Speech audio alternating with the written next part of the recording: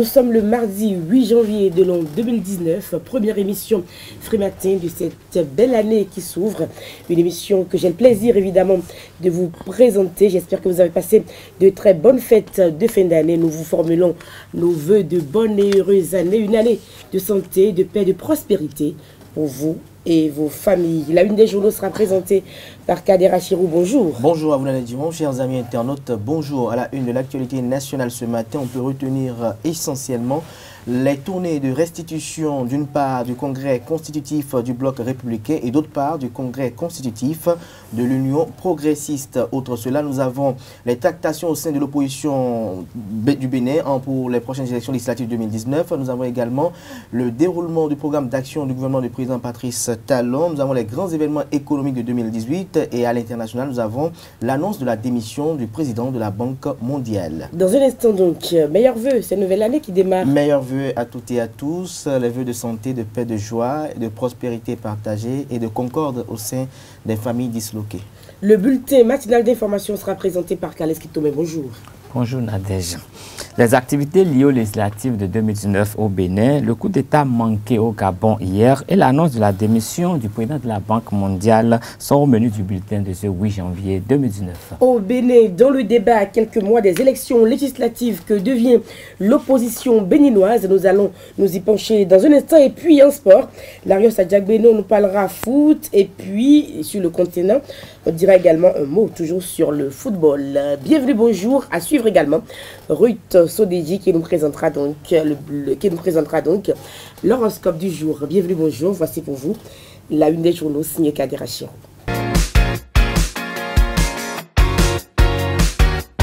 Bonjour à nouveau chers amis internautes, nous démarrons par le quotidien béninois d'information générale et d'analyse L'Informateur qui titre ce matin en manchette « Liste unique pour les élections législatives de 2019, l'opposition devra se méfier de la bande à Candide Azanaï ». Des précisions à la page 3 de la parution du jour de L'Informateur. Toujours à la une du même canard, incarcéré à Madrid en Espagne, Komikuche toujours dans la tourmente. Les raisons à découvrir à la page 11 de la parution du jour du quotidien béninois d'information générale et d'analyse L'Informateur. Nous restons avec L'Informateur qui nous informe sur la tentative de coup d'État au Gabon. Le chef des mutins Odou Obiang arrêté alors qu'il était caché sous un lit. Plus de précisions dans les colonnes de la parution du jour de L'Informateur. De L'Informateur, nous passons au quotidien Les 4 vérités qui titre ce matin en manchette « Procès ICC Service à la Cour de répression des infractions économiques et du terrorisme. Michel Alokpo en mission commandée » s'interroge le canard, d'où cite Chantal Yahi parmi les déposants. Des détails à la page 3 de la parution du jour de Les 4 vérités. Nouvelle an, Patrice Talon échange les vœux à la marine à ce jour. Des détails à la page 3 de la parution du jour de Les 4 vérités. L'économiste titre ce matin en manchette Bénin, les grands événements économiques de 2018 sont à découvrir à la page 3 de sa parution du jour. First Info consacre sa manchette du jour à la politique nationale et titre message de Smith à Rondino à la jeunesse progressiste. Des précisions à la page 2 de sa parution du jour. Selon le canard en manchette, le jeune leader exhorte ses pairs à être les véritables piliers de l'union progressiste et à rester fermement engagés derrière les réformes du président Patrice Talon. Nous passons au quotidien Matin Libre. À l'heure des grands ensembles, on se mange le nez à l'opposition, constate le confrère en affichant en manchette les images de Guy Dossou Tokwe et de Sébastien Germain Javon, l'un du Restaurer l'Espoir et l'autre de l'Union sociale libérale. Nous restons avec Matin Libre, 18e circonscription électorale. L'OCOSA présente ses vœux à Boniaï. Des détails à la page 3 de sa parution du jour. Leader du jour, le leader du jour titre ce matin à la une, procès de règlement juridictionnel des difficultés générées par la vie économique. Valentin Vidjenaï Paco met sur le marché l'ouvrage La justice commerciale. Soleil Levant consacre sa manchette du jour aux élections législatives de 2019 et affiche en manchette, comme vous pouvez l'apercevoir, les images de Candide Armand-Marie Azanaï, Sébastien Germain à Javon, Thomas Boniaï et Nicéphore de Soglo. Le canard note que l'opposition est incapable de s'unir. L'opposition est incapable de s'unir, dresse le lit à la victoire pour Patrice Talon. Nous restons avec Soleil Levant, procès ICC Service, même Chantal Yahi était cliente de Tegbeno et consorts, rapporte la une du jour de Le Soleil Le Vent. Nous passons au quotidien Le Grand Quotidien. Démonstration de force du bloc Les Républicains à Tchaourou, Adam Bagoudou, la terreur politique, terrain conquis pour le bloc républicain, note le confrère. Dabarou, gigantesque mobilisation du bloc républicain dans la 8e circonscription électorale avec Adam Bagoudou, Tchaourou acquise à la cause du président Patrice Talon. Nous restons avec Dabarou, tournée de restitution des résolutions du Congrès constitutif de l'Union progressiste dans la 2e circonscription électorale, Guignan, face aux militants de Gorgounou ce jour. Nous passons au quotidien Le Défi d'une génération, conformité à la charte des partis politiques, des dossiers entachés d'irrégularité, des précisions à la page 2 de l'apparition du jour de Le Matinal. Atakora Donga Biochane expose les idéaux du bloc républicain, des précisions aux pages 3 et 9 de l'apparition du jour de Le Matinal. Abomé, Nicéphore Soglo, désavoué par les sages et notables, rapporte la une du jour de Le Matinal. Plus de détails à la page 9 de sa parution du jour. Nous mettons un terme à la une des journaux de ce jour avec La Nouvelle Génération qui titre à la une législative de 2019. Difficile voire impossible liste unique de l'opposition. Les raisons de cette analyse sont à découvrir à la page 12 de la parution du jour de La Nouvelle Génération. Et géant meeting du parti bloc républicain à Tchaourou samedi dernier. Forte mobilisation autour de l'honorable Adam Bagoudou. Tchaourou a choisi son camp, les Républicains. Merci à vous, Kader Achirou, pour la présentation de cette une des journaux.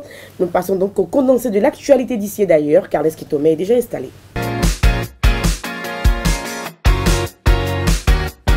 Chers amis internautes, bonjour et bienvenue à ce bulletin d'information. À quelques semaines des législatives de 2019, l'étude des dossiers de conformité à la charte des partis politiques a démarré au ministère de l'Intérieur. Le bilan à mi-parcours révèle de graves irrégularités au niveau de plusieurs partis politiques. Certains de ces partis ne sont même pas encore prêts à suivre la nouvelle donne imposée par le nouveau système partisan au Bénin. Les critiques dont fait l'objet le chef de l'État, le président Patrice Talon, de la part du président Nicéphore Soglo, ne sont pas du goût des sages et notables du plateau d'Abomey. Ils l'ont fait savoir hier à travers une déclaration qu'ils ont rendue publique à la maison des jeunes de la ville. Ils ont fustigé les attaques non fondées du président Nicéphore données à l'encontre du président Patrice Talon. Au Gabon, un commando de 5 militaires se réclamant du mouvement politique des forces de défense et de sécurité a tenté un coup de force hier lundi qui s'est soldé par un échec. Un mouvement vite maîtrisé par les forces loyalistes. Une situation consécutive à l'état de santé déplorable du président Ali Bongo. Le président de la Banque mondiale annonce sa démission de la tête de l'institution financière pour le 1er février prochain, 4 ans avant la fin de son second mandat. Jim Nyon King l'a annoncé hier lundi qu'il rejoindrait une société qui se focalisera sur les investissements dans les infrastructures des pays en développement. Il a présidé la Banque mondiale pendant 6 ans. Le président de la Banque mondiale a une double nationalité, la sud-coréenne et américaine. Ce sera tout pour ce bulletin. Merci de votre fidélité à Wesare TV. Merci à vous, Carles Kitome. Nous passons au débat sur Frimatin. Nous parlons évidemment politique. À quelques mois des élections législatives, on se demande ce que devient l'opposition dans notre pays.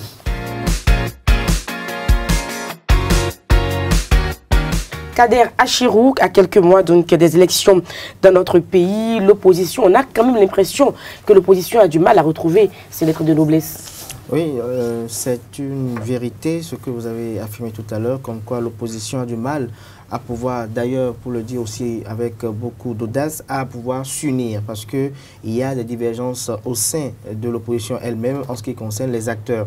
Les acteurs n'arrivent pas à converger dans le sens qu'il y en a qui ne sont pas en odeur de sainteté avec le régime actuel pour des raisons qui ne sont pas très, je dirais, agréables à une opposition constructive. Quand on prend certaines personnes que je ne vais peut-être pas nommer ici, c'est peut-être parce que après une compétition avec le chef de l'État, on espérait peut-être une récompense et que ça n'a pas été le cas. Alors on s'est fâché contre le régime. D'autre part, parce qu'on serait été senti retirer des avantages, qu'on se serait fâché également contre le régime en place. L'autre bord qui peut-être semble être beaucoup plus légitime, c'est celui qui a perdu les élections législatives et présidentielles de 2016 et donc estime que comme sa vision diverge de celle de Patrice Talon et que Pour eux, l'homme doit être au centre du développement. On peut comprendre à ce niveau donné qu'on puisse rester dans l'opposition. Outre cela, nous avons aussi d'autres acteurs qui ont rejoint les différents ténors de cette classe politique. Maintenant, le véritable problème, c'est la réforme du système partisan qui est venue et qui embrouille tout. Parce que cette réforme a des exigences comme quoi il n'y aura plus désormais d'alliance de partis politiques pour aller à une compétition électorale au Bénin. Cette réforme du système partisan oblige à tous les partis politiques d'avoir une envergure nationale et d'avoir des sièges dans tous les 12 départements avec des membres fondateurs issus des 77 communes du pays. Et quand vous prenez certains partis politiques de l'opposition, ils n'arrivent pas à remplir ces conditions. Et donc, au niveau des élections législatives prochaines, il y aura un véritable problème, ces partis politiques seront dans de vraies difficultés. Et comme le Khalès Kidjo l'a dit tout à l'heure dans l'édition du journal, dans le mini-journal, vous avez constaté qu'au niveau du ministère de l'Intérieur, l'étude des partis par rapport à la conformité à la charte des partis politiques est en train d'être faite et le bilan mis par quoi déjà désastreux. C'est pour dire que en dehors des partis politiques qui ont vu le jour récemment, que sont Bloc républicain et l'Union progressiste, avec, si on peut oser le dire, Force Kouri-Point Bénin émergent, on peut l'affirmer sans risque de se tromper, et l'Union sociale libérale, en dehors de ces 4 entités que je viens de citer, il n'y a pas véritablement de parti politique qui puisse véritablement prouver son caractère national, c'est-à-dire qu'il a des structures implantées dans toutes les régions et contrées du pays. Donc à ce niveau donné, il y a un problème. Maintenant, l'opposition, quand on a écouté les différents discours qui ont été effectués, on a eu à entendre plusieurs fois que l'opposition veut aller seule sur une même liste aux élections législatives. Mais depuis ce temps, on constate que les forces Kouri-Point Bénin émergents organisent des activités pour se conformer à la charte des partis politiques. L'Union sociale libérale organise des activités pour se conformer à la charte des partis politiques. Restaurer l'espoir, on a lu sur les réseaux sociaux comme quoi il y a des candidatures qui sont lancées des appels à candidatures qui sont lancés pour avoir des jeunes pour les élections législatives. Alors on se pose des questions. On se pose la question de savoir, est-ce que c'est en allant disperser qui veut parler d'aller à l'unisson, ça pose un véritable problème. Et l'autre inquiétude, c'est qui va se laisser faire. Est-ce que c'est l'Union sociale libérale qui va accepter se faire porter par Force Kouri-Point Bénin émergent pour les élections législatives? C'est un problème. Est-ce que c'est la Renaissance du Bénin qui va accepter, après tous les sacrifices, se laisser absorber par Force Kouri-Point Bénin émergent pour les élections législatives? Quand on sait également, il faut le souligner, que l'actuelle charte des partis politiques oblige à tout parti politique qui adhère à un grand ensemble national de pouvoir disparaître pendant 10 ans. Donc ça veut dire que si Union sociale libérale se fait porter par FCBE, ce parti politique pendant 10 ans n'existera plus. Donc pendant 10 ans, nous n'entendrons plus parler de l'Union sociale libérale et seront contraints à rester au sein de Force Kouri-Point Bénin émergent. Et donc à ce niveau donné, ce sont des questions de tractation, ce sont des questions de négociation qui ne sont pas très aisées parce que d'un côté, il y a un parti qui a eu déjà 10 années d'expérience politique, 10 années d'expérience politique emblématique d'ailleurs, il faut être malhonnête pour ne pas le reconnaître. Et de l'autre côté, il y a un parti qui vient de naître, mais qui aussi est né aussi avec un bébé avec les dents, et donc ça pose véritablement des problèmes et les concessions sont difficiles. Alors, Khalès Kidjo, même du côté de la mouvance, ce n'est pas facile de s'insérer dans les réformes, mais il faut le faire quand même pour le développement du pays. Oui, bon, je me permets d'abord de présenter aussi mes voeux à tous les fidèles de Zawi TV. Et je me permets de dire que au niveau des blocs qui se forment pour soutenir le chef de l'État, il y a des petits problèmes. J'ai dit des petits problèmes qui pourront être réglés dans la mesure où tous ceux qui se retrouvent là aujourd'hui étaient présidents des partis qui avaient des influences régionales. Donc aujourd'hui, on leur demande de fédérer toutes ces influences pour avoir une envergure nationale. Et je crois que l'idée est noble, mais ce n'est pas aussi facile dans la mesure où les gens se demandent s'ils ont toujours les garanties de se retrouver dans les mêmes positions qu'auparavant. Il y a des gens qui sont présidents de partis qui ont toujours été tête de liste dans la circonscription électorale, qui ont toujours eu plusieurs garanties qu'eux, ils seront élus. Mais aujourd'hui, quand ils fédèrent avec les autres et qu'ils voient un peu les forces en présence, certains ont peur de ne même pas pouvoir se retrouver sur la liste. J'ai déjà entendu des commentaires qui disaient qu'il n'y avait que 3 personnes, par exemple, au niveau du bloc républicain, qui pouvaient être assurées d'être sur la liste et que plus personne d'autre ne peut avoir une garantie qui serait sur la liste. Donc, c'est sûrement cette crainte-là de voir de disparaître du paysage politique ou d'accuser un retrait, un recul qui fait peut-être peur à tous ces partisans. Mais je crois que ce problème peut être réglé au niveau des tests. Je ne sais pas, moi, je n'ai pas connaissance des tests définitifs de cette partie. J'ai vu des drafts, des trucs, des documents, mais je ne peux pas dire que j'ai lu l'entièreté, que je sais exactement ce que cela contient. Mais je crois que c'est au niveau des tests que le problème pouvait être réglé. Étant donné que nous avons réformé le système partisan il n'y a pas longtemps et qu'il y a les élections qui viennent à moins d'un an après, il aurait suffi qu'on mette certaines dispositions transitoires qui permettent quand même à ces anciens présidents de parti de continuer d'avoir une certaine aisance avant que les vrais débats ne commencent après les législatives, de façon à peut-être procéder à des primaires avant que les gens se retrouvent sur des listes, ce qui n'est pas possible à l'heure actuelle. Et autant ça désorganise le bloc des Républicains, autant ça crée des problèmes au niveau de l'Union progressiste, dans la mesure où les gens n'ont pas le courage de donner de la voix. C'est des ensembles qui viennent de se mettre en place et il serait vraiment malséant que les gens viennent dire aujourd'hui je ne peux pas, je ne veux pas. Les gens vont vouloir s'imposer. Mais quand on observe un peu ce qui a conduit au retrait du PRD, on peut dire que là déjà ça a donné un signal.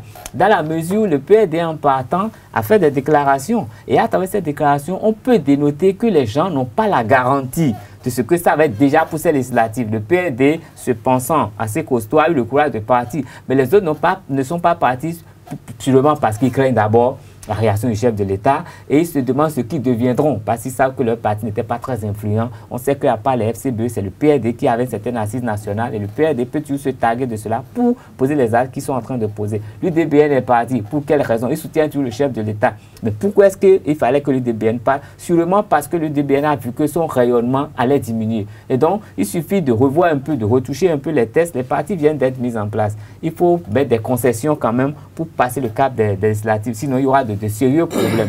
Donc, voilà un peu. Et même du côté de l'opposition, on voit, il n'y a plus rien. On a vu en décembre le RDR Vivotin qui a essayé de faire un petit rassemblement du côté de Ouida. Les FCB sont allés à Ouida. Je ne sais pas pourquoi il y a cette coïncidence. L'USL n'a pas quelques communiqués. Plus rien. Le PRD est devenu comme la peste que tout le monde fuit parce qu'ils sont allés dans un grand ensemble, ils sont partis. Plus personne ne veut aller vers eux. Et les gens les opposants qui étaient dans les agones et qui essaient de donner de la voix, se sont émoussés depuis que Komi Koutia s'est démêlé avec la police espagnole. Donc du coup, l'opposition est, disons, agonisante. Et du côté de la mouvance aussi, il y a des batailles internes qui ne disent même pas leur nom. On a vu le rassemblement des Républicains un peu à Porto Novo, on a vu ce que ça a donné parce qu'il y avait des gens qui voulaient forcément se faire voir plus que d'autres. Il n'y a pas eu l'harmonie qu'il fallait. Il y a eu un petit choc qui a fait que ça n'a pas marché parce que toutes les énergies n'ont pas pu fédérer. Et après, en plus, ils ont essayé de mettre les responsabilités, de s'enlever les responsabilités. Donc, c'est la suite. Ça continue. Il y a une conquête sur le terrain. Il y a des gens qui étaient partis pour démobiliser. Des gens qui n'avaient même pas de parti, qui ont pris la tête de l'organisation, qui ont défavorisé ceux qui ont des partis. Et qui ont réussi à démobiliser. Voilà, pour prouver que voilà, ceux qui sont à la tête de cette coordination du département concerné n'ont pas véritablement le Mais ça, il n'y a pas. Quand il y a un congrès, lorsqu'il y a un rassemblement quelque part, il y a toujours des personnes qui tentent de démobiliser. Je crois que cette démobilisation, si elle venait dans un camp adverse, serait assez considérable. Mais quand c'est une démobilisation qui est interne, je crois que parfois on ne la voit pas venir.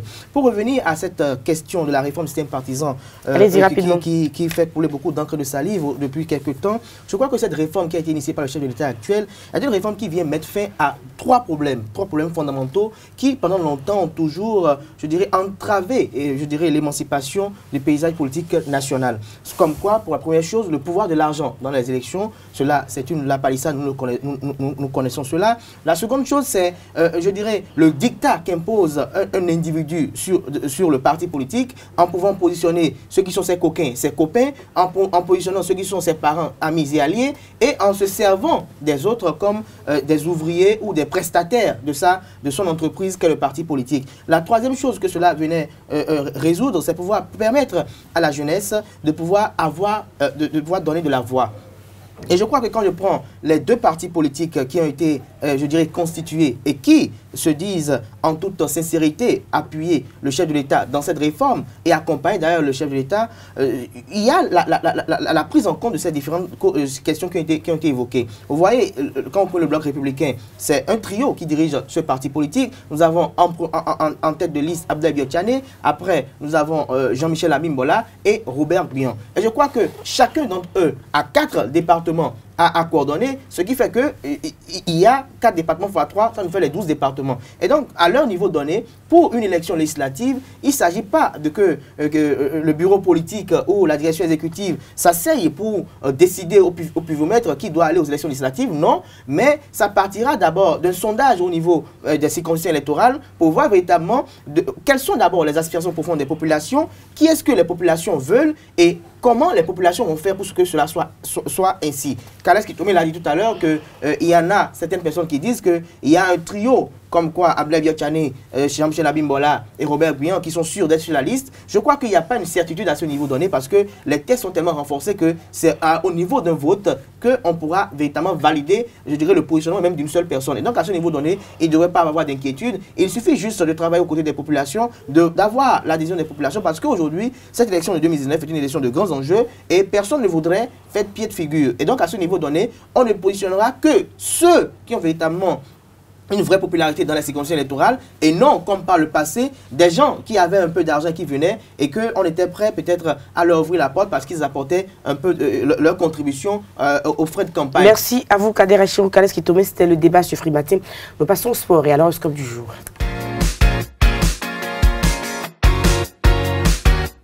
Oui, Tsodeji, bonjour. Bonjour Nadège. Belle année.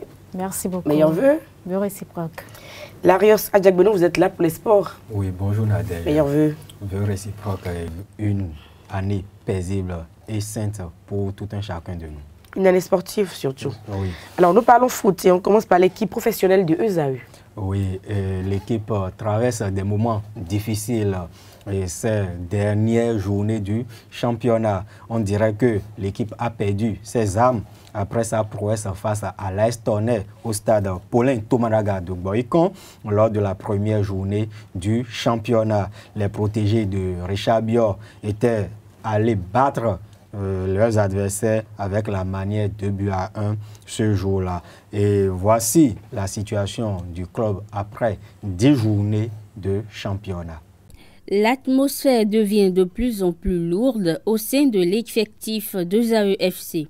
À l'issue de la 10e journée de la Ligue 1 du Bénin 2018-2019, Richard Bior et ses hommes occupent une décevante 17e place au classement avec 9 points sur 30 possibles. Entre manque de réalisme devant les buts, mauvais choix lors du dernier geste, défense fébrile et manque de caractère, l'équipe joue avec la zone rouge depuis la 3e journée. 5 buts marqués contre 8 encaissés. Deux défaites, ce qui n'est pas du tout bien pour l'équipe. Notre équipe, c'est une équipe joueuse et vous n'êtes pas sans savoir qu'à tous nos matchs, on dépose, on joue, on fait le beau jeu, mais au finish, on perd. Et le football, c'est un peu comme ça. Quand vous trouvez des occasions et puis vous ne marquez pas, et l'adversaire prend toujours le dessus. Le club a concédé 4 défaites, dont 3 à domicile, 3 matchs nuls et 2 victoires en 9 sorties sur 10 journées du championnat. La dernière contre-performance a été enregistrée face à Assos de Porto-Novo lors du premier match de l'année 2019. Marcel Dandinou et ses coéquipiers ont été battus 0 but contre 2 par le second club de la capitale. Nous avons fait un bon match ce soir. Nous avons gagné l'adversaire chez lui. C'est pas facile, c'est une grande équipe ESAE, ils jouent très bien. Nous avons eu la chance de les contenir en première partie et on a su profiter des failles à la seconde mi-temps. Ce scénario, Richard Bior et ses poulains ne s'y attendaient pas. À l'aune de la nouvelle année, il voulait se relancer après les résultats mitigés enregistrés en 2018, surtout la défaite lors de la journée précédente face à l'ASPAC, 1 but contre 2. Avec ce 3e revers à domicile, l'équipe entre dans une crise apparente. Il faudra donc vite se relever. Joueurs, entraîneurs, dirigeants sont tous unanimes sur ce fait. Les objectifs fixés à l'encadrement technique, c'est de faire maintenir l'équipe. Maintenant, tout comme l'année dernière, si en juin, l'appétit vient, on ne peut pas refuser, mais nous ferons en sorte que l'équipe maintienne le cap et soit parmi les 14 premiers pour ne pas se retrouver en Ligue 2 au niveau de la saison prochaine. Une chose est sûre, nous sommes dans la course et nous nous battrons match après match. Pour remonter la pente, l'équipe, même décimée par le départ de certains cadres, doit s'appuyer sur ses armes. Le jeu fluide mais travailler la rigueur, l'efficacité et la discipline aussi bien tactique que de groupe. L'équipe de foot du groupe ESAE a frôlé quant à elle l'exploit dès sa première participation au tournoi intermédiaire. C'est cela même et c'est tout souriant que je viens rendre compte à nos amis internautes et opposé à la chaîne mère l'OATB en finale de la 5e édition du tournoi intermédiaire initié par le réseau des journalistes de sport au Bénin. ESAE Omnisport a été renversé 2-5 après avoir mené au score le 22 décembre dernier sur la pelouse synthétique de Flex Sport à Ganchi, à Cotonou. Plus de précision dans cet élément.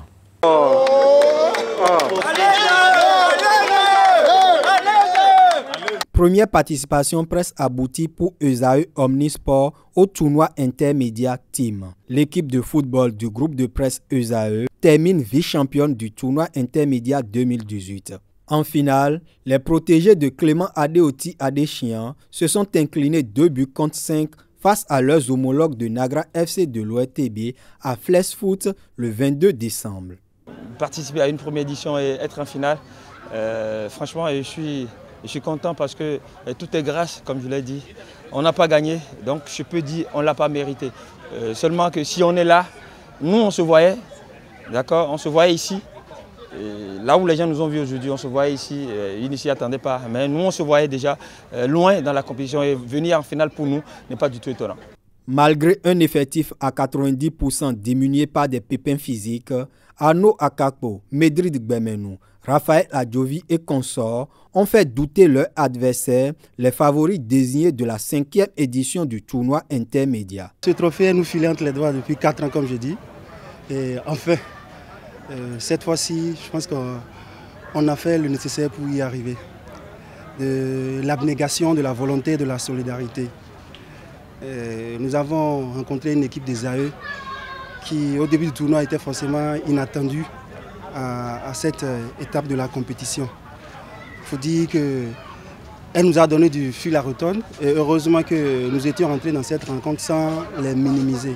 Pour une première édition, je crois que c'est une équipe qui a prouvé beaucoup de choses. Elle a essayé de respecter ses armes, de jouer avec ce qu'elle avait de plus. Et au terme, elle a pu donner ce qu'elle pouvait. Mais en face, il y avait Nagra qui est un des habitués du tournoi. Et puisque Nagra a participé à toutes les éditions. Ce qui fait que cette expérience a certainement eu le dessus sur l'équipe de ESAE. Au coup d'envoi de la finale, les joueurs de la première télévision en ligne béninoise n'avaient rien à perdre, mais tout a gagné devant la maison mère, l'ORTB. À la 18e minute, ESAE Omnisport ouvre le score sur une superbe frappe de son vice-capitaine, Medrid Gbemenou, avant de se faire rattraper et devancer par les hommes de Joël Hundolo à la mi-temps. 1-2. 2 minutes après le retour des vestiaires, ils rétablissent la parité grâce à Krébert Sessinou. Mais la condition physique a eu raison de leur détermination à aller chercher le Graal. Nagra en profite pour inscrire 3 autres buts. Grâce à cette victoire, Nagra, vainqueur de la première édition du tournoi intermédiaire, repart définitivement avec le trophée François Messan. L'équipe remporte également le trophée Fair Play Jean Dieudonné Douba. On a suivi en tant que jeune Jean Dieudonné Douba, on l'entendait à la radio. On a vécu l'activité de François Messan. C'est 2 amoureux du football qui, au micro, vraiment allaient dans le sens du jeu. C'est bien de les honorer par ce tournoi et l'honneur pour nous est plus grand encore parce que Jean Dieudonné Douba est de l'ORTB et puis gagner ce tournoi en son honneur, ça nous rend plus fiers. Le capitaine de Nagra est désigné meilleur joueur du tournoi, son coéquipier Joël Mian, meilleur buteur avec 6 buts. Le titre du meilleur gardien de la compétition est revenu à Hugues Zogo de la radio Carrefour. Au niveau des arbitres, Fadel Adeyinka a reçu le sifflet d'or pour la 4e fois de suite. Le rideau tombé sur la 5e édition du tournoi intermédiaire, le bureau exécutif du réseau des journalistes du sport au Bénin RJSB annonce une nouvelle saison avec des innovations majeures. Et puis sur le continent, on parle également foot. Oui, le Sénégal abrite un double événement de la Confédération africaine de football. Alors, tous les férus du Curon auront leur regard tourné vers la capitale sénégalaise, Dakar, et l'instance de gestion du football en Afrique. Et la CAF va y tenir la réunion de son comité exécutif ce matin même dans l'un des hôtels de la place. Et une rencontre au cours de laquelle elle va désigner le pays hôte de la Coupe d'Afrique des Nations CAN 2019 après le retrait de l'organisation de la compétition au Cameroun le mois dernier. Le second événement est la remise du prix du joueur africain de l'année 2018 lors du gala des CAF Awards, et l'attaquant égyptien de Liverpool en première ligue anglaise fait figure de favori pour un second ballon d'or de suite. Comme l'année dernière, son coéquipier en club, Sadio Mané, et le Gabonais Pierre-Emerick Aubameyang sont ses concurrents. Et quelques statistiques de ces 3 joueurs lors de l'année 2018. Mohamed Salah, en 50 matchs, a marqué 37 buts et délivré 18 passes décisives, tandis que son coéquipier Mané, en 50 matchs, a inscrit 22 buts et 7 passes décisives délivrées à ses coéquipiers. Et pour le Gabonais, en 40 matchs, son ratio se présente comme sur 25 buts marqués et 7 passes décisives délivrées. Et on souhaite bonne chance à ces 3 ambassadeurs du football africain sur le vieux continent, l'Europe. Merci à vous, Larios Diaboueno. Nous passons à l'horoscope du jour avec Ruth Chodedji.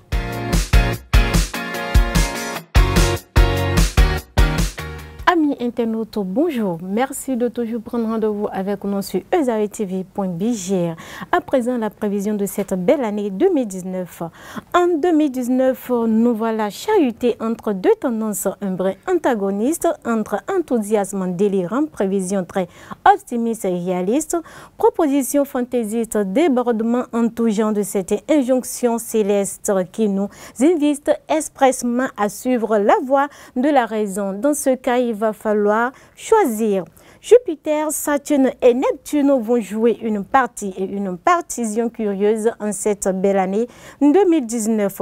Si Jupiter tend à accroître l'expression idéaliste de Neptune, pas sûr pourtant que la géante zodiaque nous oriente dans le bon sens. Méfions-nous ainsi de toute surestimation de nos pouvoirs, de toute objectivité déconnectée de la réalité qui pourrait nous mener au chaos ou tout du moins à la confusion aux alentours de la mi-janvier, c'est-à-dire le 13, de la mi-juin, c'est-à-dire le 16, et de la fin septembre, le 21. Déni de responsabilité, lucidité en berne, tendance à la supercherie et à vouloir décoller son ceinture et au trouble social, avec un risque de découverte des attaches financières, politiques, idéologiques et j'en passe. À noter cependant que la tension entre Jupiter et Neptune n'aura pas que des effets néfastes et cette dynamique pourrait exalter certains projets humanistes, physiologiques et spirituels susceptibles d'élever considérablement l'air débat. En fait, tout sera qu'une question de mesure.